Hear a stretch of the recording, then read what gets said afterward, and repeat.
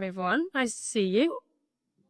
So, yeah, the sort of podcast was a lockdown project that's got out of hand, is what I think we could say.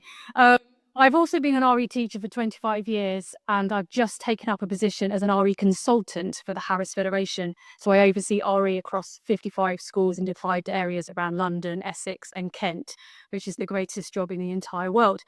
So I'm talking about fostering curiosity, the value of RE. But before I do that, I need to get you guys doing some things. I'm aware that I'm talking and that you cannot eat and serve fish. And in order to keep you awake, I want to get you your brains thinking a little bit. So I'm going to give you some brain stretchers. You can shout out your answers. You can whisper to the person next to you. You can even in your head. 10 people were sheltering under one umbrella, but none of them got wet. Why? Being very good. How many children 4 feet tall and weighing 30 kilos can you fit in an empty mini? One, and then it's not empty. Or you could put none. You could put none. What doesn't get any wetter no matter how much rain falls on it? Yep, I got the C, but you know. If a dog is tied to a rope 10 meters long, how can it reach a bone 25 meters away? The rope's not tied to anything. What goes up and never comes down?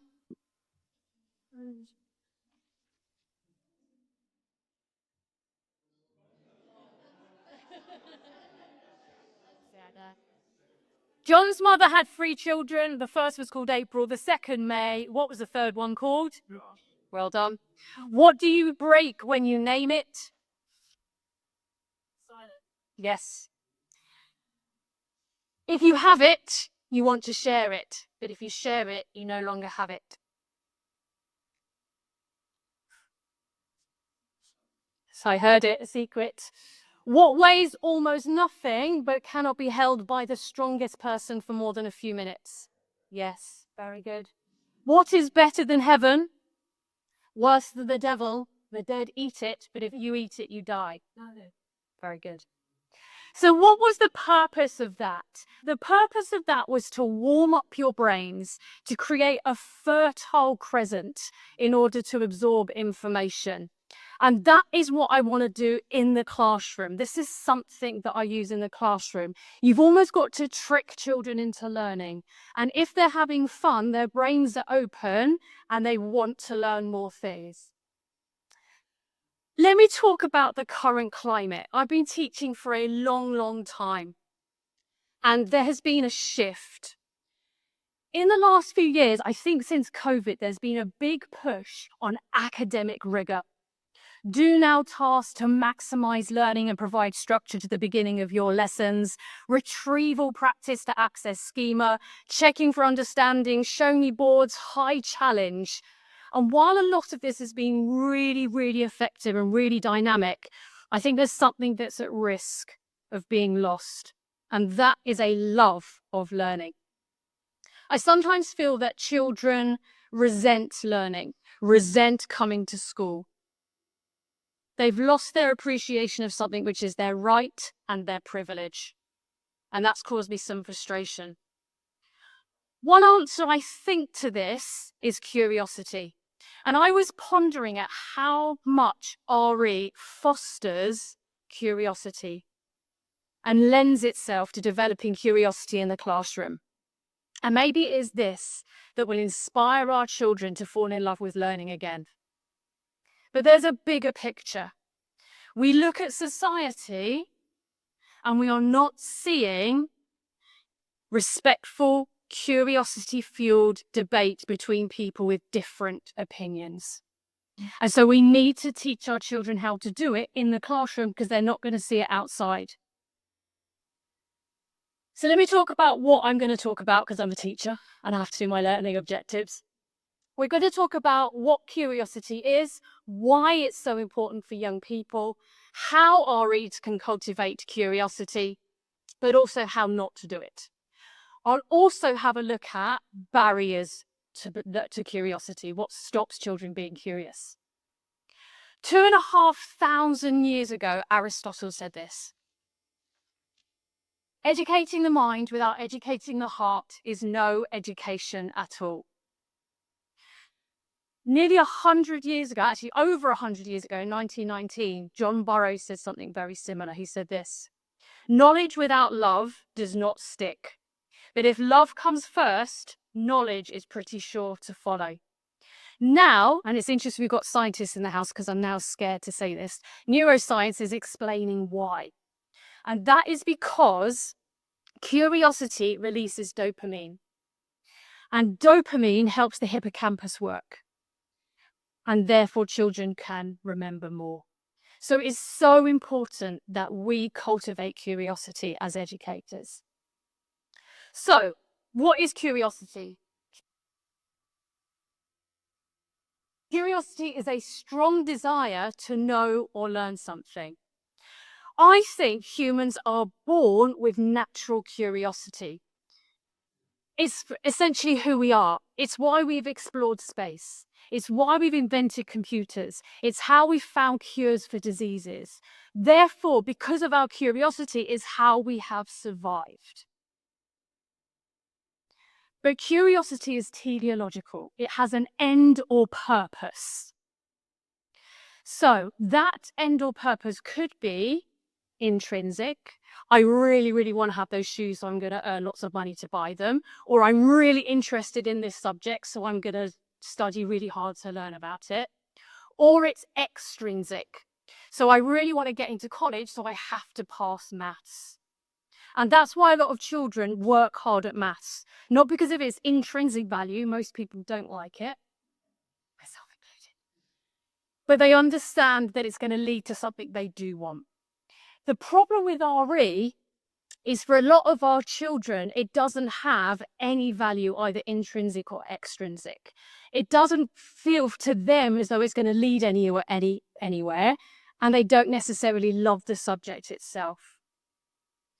So actually what we have to do is we have to get children to appreciate the value of RE. So let's talk about why. Why is curiosity so important for young people? I think it would be easy for us to think that children lack curiosity when they're disengaged in the classroom, when they fail exams, when they're late to lessons or persistently absent, when they don't work hard, when they don't complete their homework. Actually, children are much more curious. They have much more neuroplasticity than adults. So actually, they are more open to learning new things. Additionally, I think young people today are more curious than they have ever been. They relentlessly absorb information. The difference now compared to the past is that they sometimes feel they don't need teachers anymore. They don't need educators because they have the internet. However, I think now more than ever, children need us.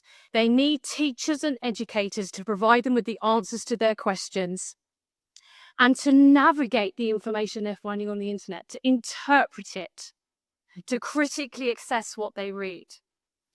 Because curiosity is not just about finding things out, but asking questions about what they find out. Is this true? How do I feel about this? What would be the consequence of believing this? And this is exactly why we need to recognize the importance of RE in cultivating curiosity in young people. Our job is therefore to teach them how to think, not what to think. Any of you have teenagers, I have teenagers, you will know that the teenage brain naturally wants to subvert the norm, to challenge authority, to rebel against expectations.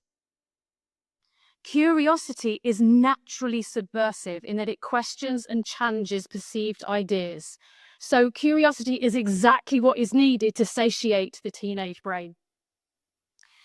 In addition, and we've talked about this in a kind of worldviews approach, RE helps young people become curious about themselves. Who am I? What do I value? How should I live my life? Why am I important? This is vital as we are in a world where our young people are bombarded with adverts and influencers and peers, telling them what they should be. So RE can empower them to stop and consider the voice inside themselves. RE also helps our young people to be curious about other people, to ask questions about what motivates people, and help them challenge the misconceptions spread by society. RE, if taught in the right way, makes children curious about the world around them. RE can also provide new neural pathways in their brain so they don't get stuck in a way of thinking. It helps them to focus on something bigger than themselves. In a society where there is so much poor mental health, helping them to focus on something outside of their experience can be life-changing. Long term, this is even believed to prevent Alzheimer's. However, please be aware that discussing ultimate questions can be stressful for young people. So when we're dealing with questions about life after death, it must be trauma-informed. And we must be aware that that can be a trigger. I was listening to an interview with Richard E. Grant, and he was talking about his late wife and how beautiful their marriage was. And the interviewer asked him, what was the key to a successful marriage? And he said, curiosity. And I was listening to it as I was preparing this talk. I thought, oh, interesting. He said, curious about each other, continually curious about what they can do together, and curious about the world around them. So actually, curiosity is the key for our young people having healthy relationships. And one final benefit to young people. It's a transferable skill. If any child wants to go into science, medicine, journalism, law, policing, investigating, designing, inventing, entrepreneurship, business, AI, advertising, the list goes on, they have to be curious about the world. They have to ask questions. They have to abandon assumptions and critically examine the evidence. So we're going to look at RE and curiosity. We're going to look at RE skills and how that enables curiosity. The substantive knowledge in RE and how that enables curiosity. Curiosity in the RE classroom. RE in pedagogy, RE in writing skills, and then diversity and how curiosity leads to diversity. I'm also then going to look at how not to foster curiosity and what barriers there are. So let's start with curiosity and RE skills. Many of the things that we teach children in RE are transferable. And all of them center around this idea of curiosity. For example, how to spot flaws in arguments. Social media, politicians, friends, families will all try to influence the opinion of our young people. But if our young people can spot fallacies, can spot poor reasoning, they can navigate these often unhelpful voices. For example, ad hominem, used in politics a lot. You attack the person to make it look as if their ideas are wrong. Actually, someone can have a great idea even if they're a bad person. Anyone with a good grounding in philosophical thought will be able to judge an idea on its own merit, dependent of who has it. Straw man argument. This is when you misrepresent someone else's argument to make it look weaker than it is. How powerful is it when you're having an argument if you represent somebody else's argument in a way that they would recognize? That's a strong man argument, and that's what we want to teach our young people. One that is often used in politics, but I've seen it happen quite a lot in personal relationships, is false dilemma. This is where you separate things into two ideas, a binary. So to use a controversial one, if you are anti-Israel, you are anti-Semitic, okay? So that's a false binary that is used in the narrative. I heard a student once say to me, to her boyfriend, if you walk away from me, it means you don't like me. So actually, if we can teach our children to recognize a false dilemma, it's really empowering because it teaches in the nuance of debates. And then this is my favorite, okay? Post hoc ergo propter hoc. Just because one thing follows another doesn't mean it was caused by that thing. I do have a video, if anyone likes The West Wing, there's a great scene about post hoc ergo propter hoc, which I can send you the link for. Okay, just because one thing follows another does not mean there's a causal link. Moral dilemmas. This is such an incredible skill that we can teach our children. How to make moral decisions. And we can teach them ethical theories to help them with that. So we can teach them situation ethics, utilitarianism, deontology, and they can evaluate those and we can apply them to situations so they have the tools to navigate the world. There is an article called Cultivating Curiosity by Wendy L. Ostroff. I'm sorry, I don't know how to pronounce her surname. And I'm also doing a talk on curiosity and I can't pronounce my R's, so this is all very difficult. Of all the words I could have chosen. And what she found is that any child, given the opportunity to be genuinely curious, will respond in precisely the same way. She recounts a study observing two groups learning. The first group participated in a group discussion on the facts they had learnt, while the second group entered into a debate about the controversies. In this case, as in other studies, the seductive details of the controversy sparked curiosity. The second group not only showed more enthusiasm during the project, they spent significantly more time working on it and were more likely to give up break times to learn more about the topic. The increased time spent engaging with these topics inevitably led children to delve more deeply into them, which helped them understand the complex concepts better and remember the content later. Furthermore, giving children the opportunity to express their opinion, to have a voice, is an empowering experience. And it helps them to learn how to decide what is right and wrong. The last thing is that we can teach them evaluation skills. This is a technique I use in the classroom. It's called the sales technique. And this is the criteria by which I judge whether an argument is good or bad. The S stands for supported by most people. Is this what the popular opinion is? That in itself is not great because Earth is not flat, even though that was popular opinion at some time. Okay, slavery is not okay. Segregation is not okay, even though that was a popular opinion. But you can begin to see where it starts. A is for authority, but it has to be a relevant authority. What is the relevant authority for this bit of information? What do they say about it? The L is for logical. Does this argument make sense? For example, when people were saying that COVID was a hoax, it makes no sense that the World Health Organization, every government, every health authority would be in agreement. Where does that ever happen? Okay, and the E can either stand for evidence, so which argument has the most evidence, or ethical, which argument would lead to the most ethical decision. So these are skills that we can teach our children to make them feel empowered, to increase their competency, and to therefore cultivate curiosity. Right, let's have a look at substantive knowledge. So this is the content that we teach them.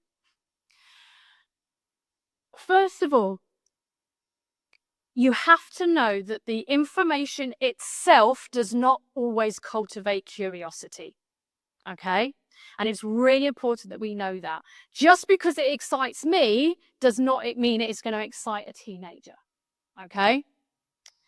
I was once in a lesson and I was teaching a lesson on, the origins of the universe and talking about the Goldilocks zone and, the Drake equation and the, cosmological argument, a design argument. Oh, I thought it was going really well. It was really great. And this kid put her hand up. She went, "Miss, does it matter that I just don't care?" I was like, no, it really doesn't. And so this is really, really important. But I think generally those questions can cultivate curiosity. I think the substantive knowledge that we teach in RE is interesting. How do we get here? Why are we here? What's the meaning of life? Where do we go when we die? These big ideas. However, while I've said that these ideas will not in themselves cultivate curiosity, if we make children experts in these ideas, it will. So expertise cultivates curiosity, not necessarily the substantive knowledge. So we as RE experts, as educators, have to make this information accessible to learners. Okay, I've spoken enough. It's now your turn to do something so you don't get bored. Again, you can shout out answers. You can just talk to the person next to you. You can think it in your head. I'm going to show you some pictures. You just have to say what you see. Go.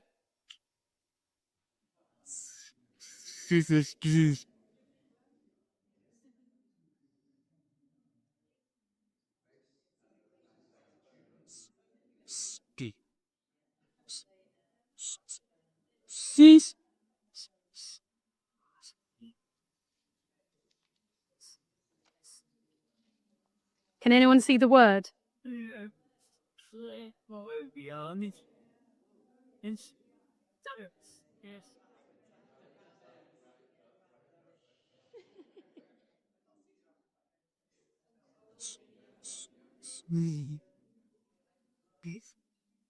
Okay.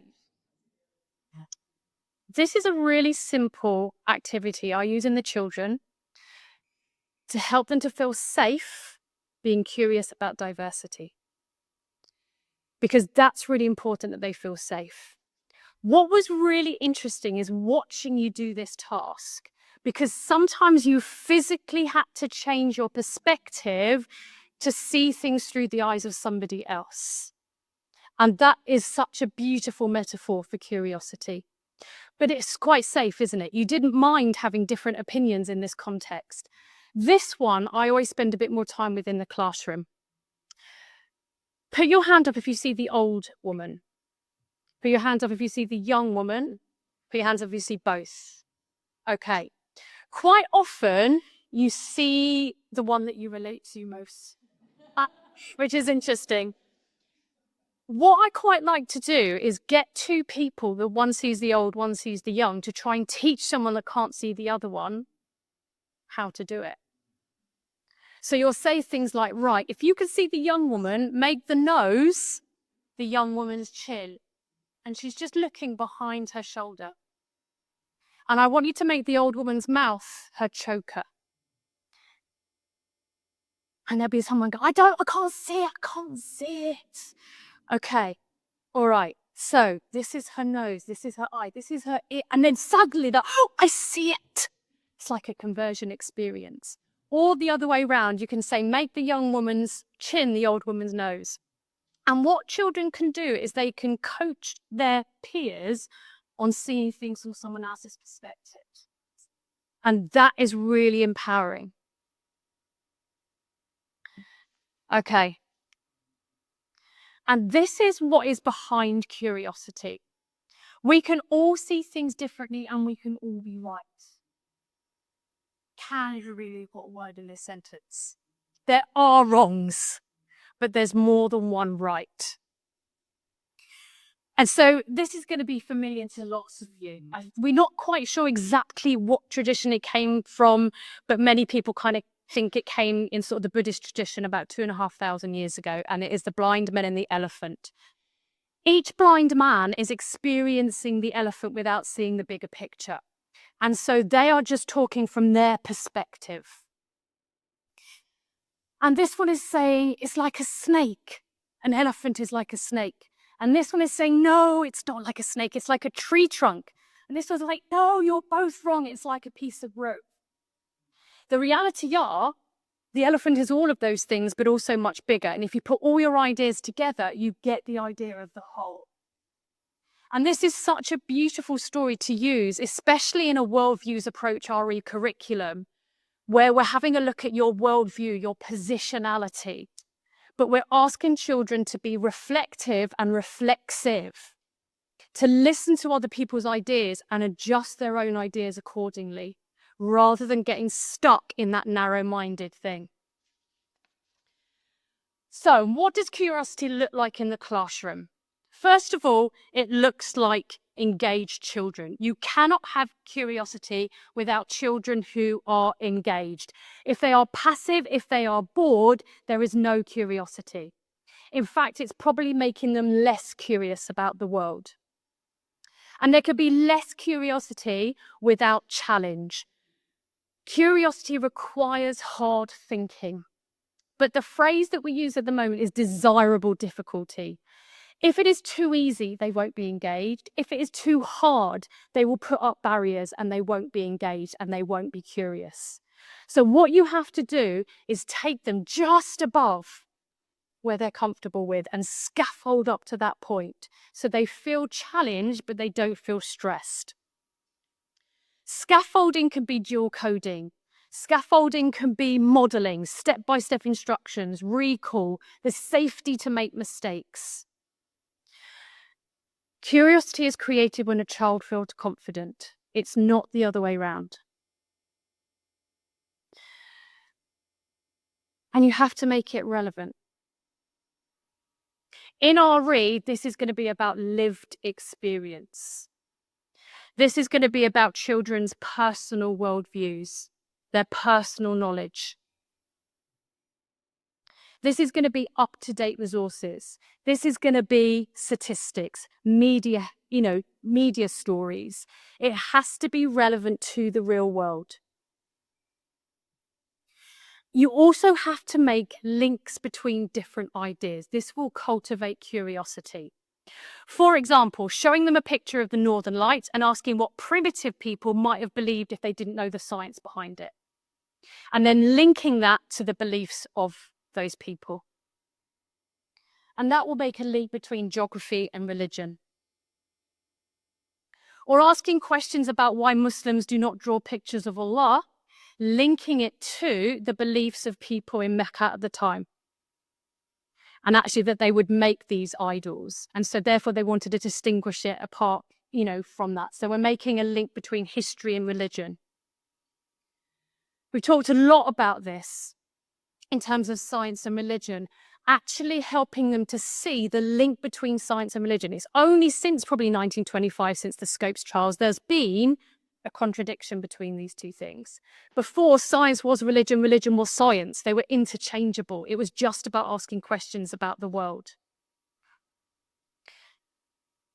What about between religions? So contrasting maybe Tawheed to the idea of Trinity, and why it was so important for Muslims to distinguish their beliefs about Allah away from a Trinity idea of Christianity.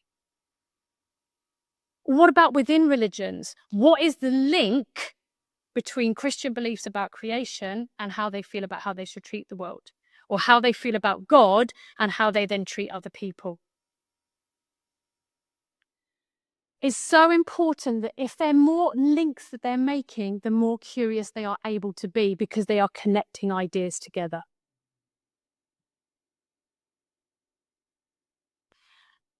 And this is really important. I want to make this clear.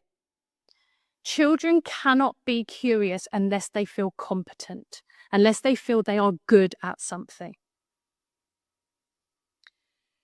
There is a paper by Decky and Ryan on cognitive evaluation theory, and it's called In Intrinsic Motivation and Self-Determination in Human Behavior. I didn't really understand the title, but what it says is this: activities that fulfill basic needs, such as the need to feel competent, come to be intrinsically valued. So if a child understands something, they will value it. I sometimes think this: why do I love RE so much? It's because I'm good at it.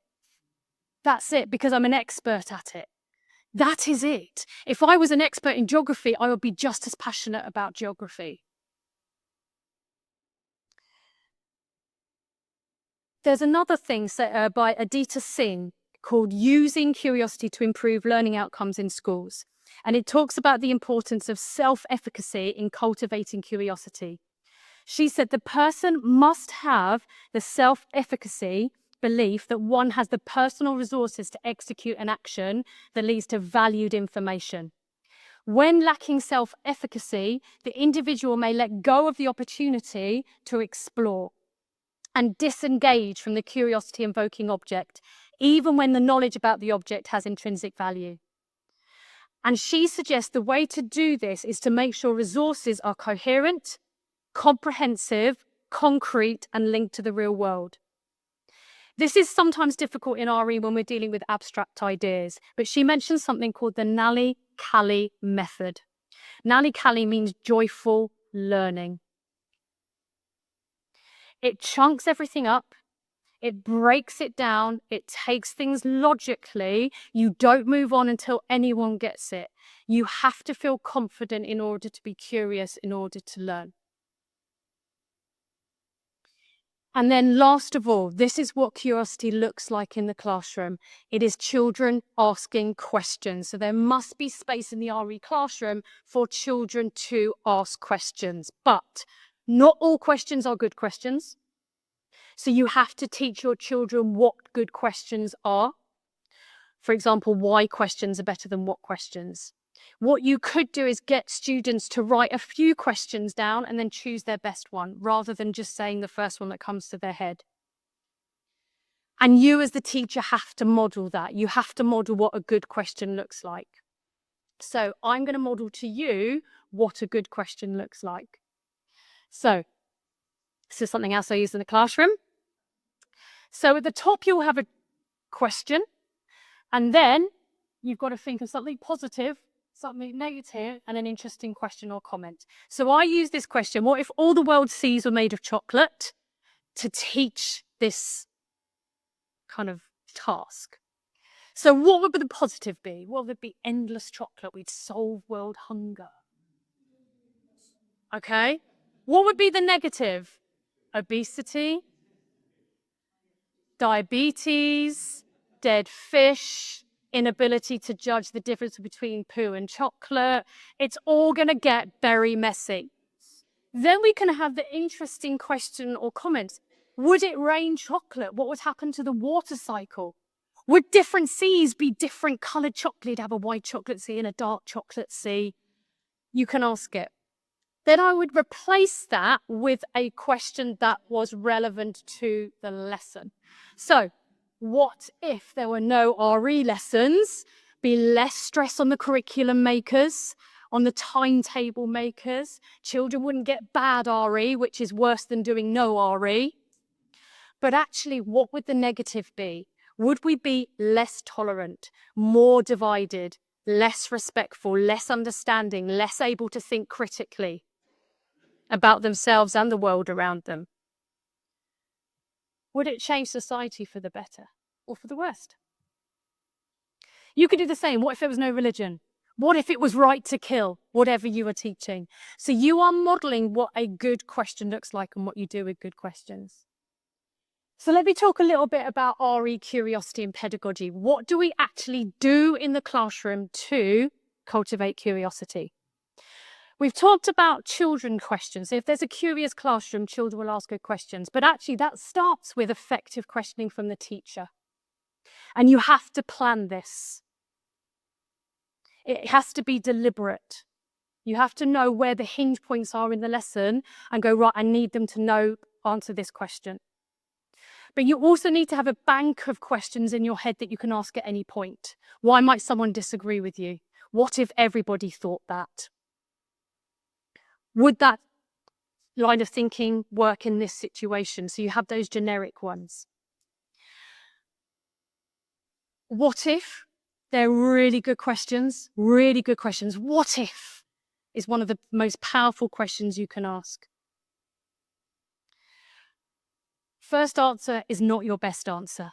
So you give your first answer, and then you nicely ask the child to give their best answer. And that will cultivate curiosity. One thing that can prevent children from being curious is self-consciousness. And teenagers are very self-conscious. They're very egotistical. They're very caught up in their own head. So actually, the use of show me boards is great. Because what they can do is that they can write questions down. They don't have to say it out loud. So you could get all the children to write down questions, hold it up, and then you pick the best questions, and then no one feels as though their question was stupid because no one knows what anyone else's question was. Or you could get them in pairs and one person talks and the other person feeds back. So you get children to say what someone else thinks rather than what they think. And then they're slightly disconnected from what's saying, so it's not quite so emotional. So when you're doing turn and talk, it's less threatening, but get the partner to say what the other person has said. Don't get children to talk about their own opinion. Analogy is a great way to cultivate curiosity. And we have some really, really great analogies. Sometimes the content in RE is quite abstract, as I've said before. So using analogy helps the children to grasp big ideas. So if we're talking about the Trinity, we might use H2O. We've got different forms, solid, liquid, gas, but they're all the same essence, they just have different jobs. Or we could talk about Kinder Surprises or Jaffa Cakes, whatever you want to do. We have got some great analogy. If you think about Mackie's train analogy, talking about first cause, but get your dominoes in, get your train in, have something physical that the children can talk about. So, who here has ever had a birthday cake? Watch what happens when you do it. You buy a cake or make a cake, you put some wax candles that you set alight, you turn all the lights off, everyone sings a song, you present the cake to the birthday person, they blow all over the cake, and then you cut it up and you all eat it. Anybody looking at this ritual that didn't understand it would think it was crazy. And I think we do the same thing with, say, baptism. We do the same thing with any religious ritual. If we don't understand it, it makes no sense to us. But what we can use is this analogy to say, actually, religious rituals are meaningful in the same way as the birthday cake ritual. You just have to understand it. And anyone who knows Wittgenstein's language games will know that that's what he was saying. He used cricket, overs, birdies, other words I don't know because I don't play cricket, mean absolutely nothing if you don't play cricket. So in order to appreciate and understand cricket, you have to learn the language. And so that's what we have to do with our children. Talked about that. Okay. We have the best stories. If you are teaching love your neighbor, you cannot do that without the parable of the Good Samaritan. It doesn't make sense without it. But the parable of the Good Samaritan does not make any sense unless you use hermeneutics. Who are the Samaritans? Why did Jesus make the Samaritan the hero in this story? How would the people at the time have really understood this? If you're into hermeneutics, two really good things. So one is I don't know how you pronounce it, lasmos, Laasmos, or dialogue. These are different things that you can, like hermeneutic tools you can use with your children to engage them in text. This is a great one. Choose your own adventure. So you teach the children something and then you give them options. So for example, we're going to label a mosque. If you want to know what those mosques look like in real life, go onto this website. If you want to look at how mosques help Muslims pray, go to this page 2 of the booklet. And so children choose their own way of learning that information. As I've said, children are much more neurosensitive than adults. Therefore, experiential sensory learning is a really important way to cultivate curiosity. That's why I said have the dominoes, have the train. Also, this helps people with SEND needs, okay? If it's something they can engage their senses with, it helps them understand things. So use artifacts, use music, use smells, it just helps memory if they're physically touching something. Inspiring facts. So I mentioned before the Drake equation. I don't know it exactly. I don't work in exacts. I work in general ideas. By something like 1 in a million chance that this earth can allow human life to flourish. 1 in a million. If the sun was a millimeter closer or further away, this earth would be too hot or too cold for humans. If the earth was a millimeter bigger or smaller, gravity would not work. The sun and the moon are very different sizes, but because of their relative distance from Earth, when they're in front of each other, we get eclipses. I think this is the anthropic principle, isn't it? Things like that cultivate curiosity, are inspiring facts. Videos. I love a video, but it has to be well chosen. The one I love is a BuzzFeed one. It's something like 209 seconds that will change your life. And it gives a child the sense of the scale, the size of the universe. Okay. Here's the thing. We are in education. We have to get children to write. How do we do that? How do we take curiosity and turn it into high quality writing? The first thing we have to do is get them reading, because that models what good writing looks like.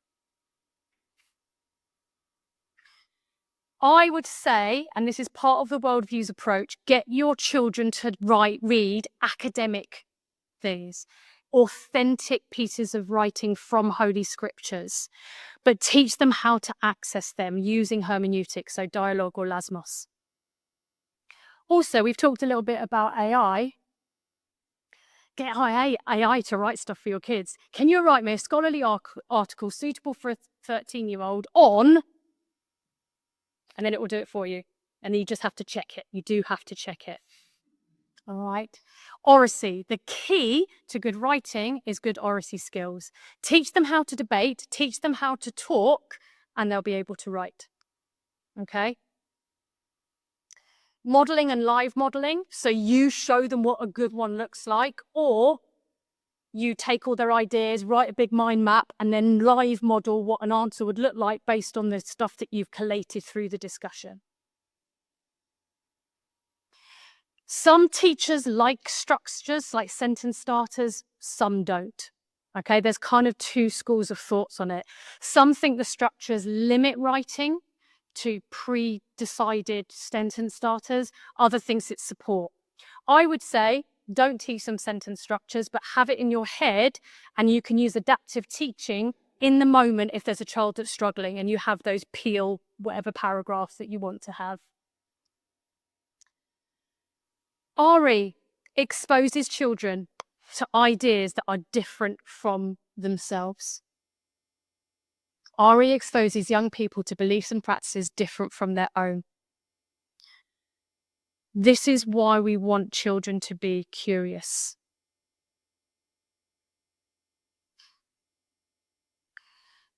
We live in a world where diversity is no longer celebrated. The RE classroom it is. So we want children to be curious about the world around them so we can start to celebrate diversity again. Because diversity is the key to our success as a human race. There are children, especially in my job, I teach in some of the most deprived areas in London, that have no cultural capital. They can't go to Southeast Asia. Their parents don't take them to museums because they feel totally out of place in that space. The RE classroom creates cultural capital for those that don't have it accessible to them. And this creates possibilities because they get to access a world that has been shut off from them. And then they see their place in that world, and then they will explore it. And their life will be richer. But it breaks down prejudice.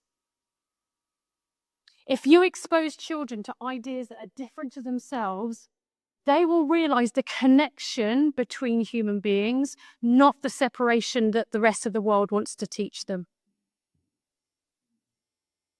And it creates a growth mindset. I can be successful in this space. I can enter this space that's different to myself. I can leave my country. I can visit. I can talk to this person. I can make this friend. Because you're breaking down all of those barriers. The more exposure children have to ideas that are different to themselves, the more open-minded they become. And this leads to a growth mindset. But how not to do it? Do not assume that the subject itself will foster curiosity. It won't. You are not going to inspire all of the children all of the time. My mantra, that's what I'm in for. My mantra is one child in each lesson. If one child in one lesson could be inspired to think of one idea that they hadn't done before, my job is successful. We have this. I know all the answers and I can explain it really well. And so sometimes I do it instead of the children. Okay, intellectual arrogance. We have got to use our intelligence to ask the right questions to guide the children to working out what we already know. And that takes intellectual humility. Okay? And it's really, really difficult.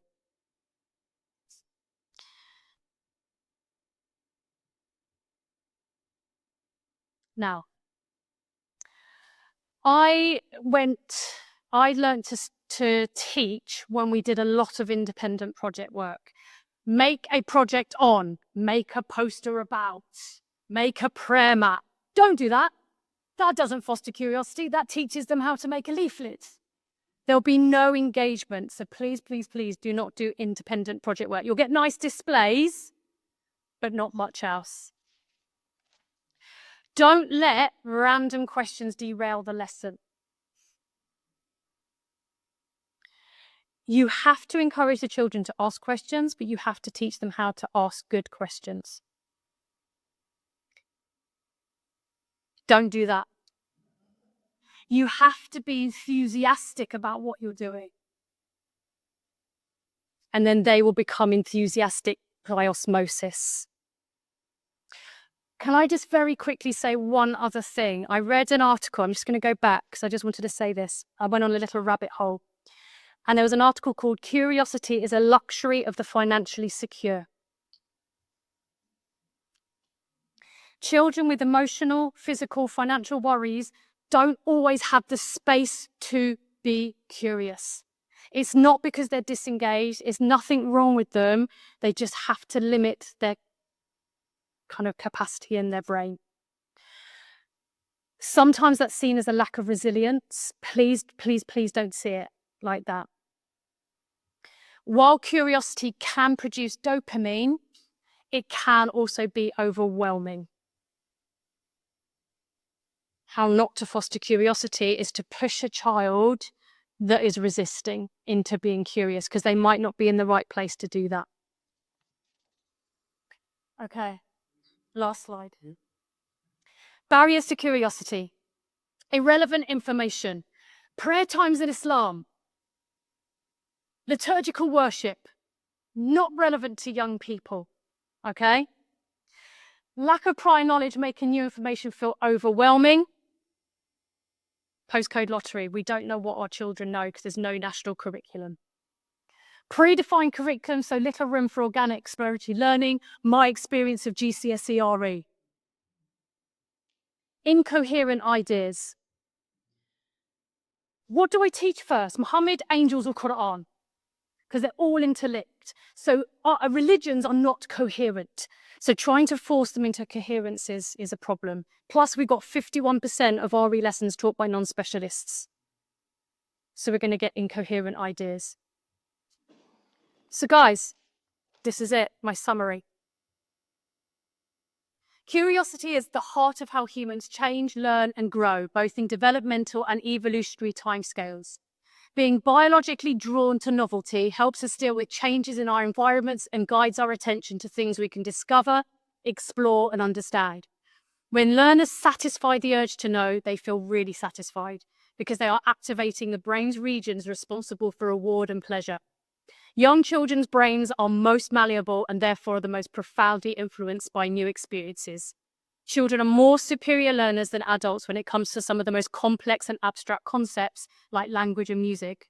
When students' curiosity is activated, they learn more and they learn better. Research shows that children's learning skyrockets when they read about things that they were already wondering about, or when their active and spontaneous exploration guides their lessons rather than simply learning teacher-imposed ideas or techniques. Finally, teachers who are more curious and engaged themselves have students who are more curious and engaged in kind. Done.